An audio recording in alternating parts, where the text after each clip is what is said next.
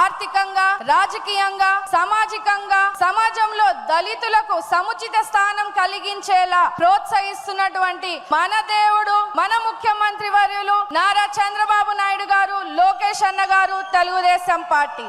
అంతేకాకుండా విదేశీ విద్య పథకం ద్వారా వందలాది దళిత బిడ్డలకు ఆర్థిక సాయం చేశాం. దళిత యువతకు 40,000 రూపాయలు పెళ్లి కానుక ఇచ్చాం. ప్రతి దళిత వాడలో వేల కోట్ల రూపాయల సీసీ రోడ్లను వేశాం. ఇన్ని మంచి పనులు, ఇన్ని మంచి స్కీమ్స్ ని మన దళితులకి అభివృద్ధి చెందేలా చేస్తే జగన్మోహన్ రెడ్డి గారు అధికారంలోకి వచ్చాక ఇవన్నిటిని కూడా నిర్వీర్యం చేశారు. దళితులకు సంబంధించిన 27 పథకాలు రద్దు చేశారు. 28,000 కోట్ల సబ్లాన్ నిధులను దారి మళ్లింపు చేశారు. ఎస్సీ కార్పొరేషన్లు నిర్వీర్యం చేశారు. వైసీపీ పాలనలో దళితులపై దాడులు, దౌర్జన్యాలు పెరిగాయని స్వయంగా రాజ్యసభలో కేంద్రం వెల్లడించింది. అందుకే రాష్ట్రంలో ఉన్న అన్ని దళితులందరూ కూడా ఒక్క మాటగా చంద్రబాబు నాయుడు గారిని మళ్ళీ ఈ రోజు ముఖ్యమంత్రి చేసుకున్నారు.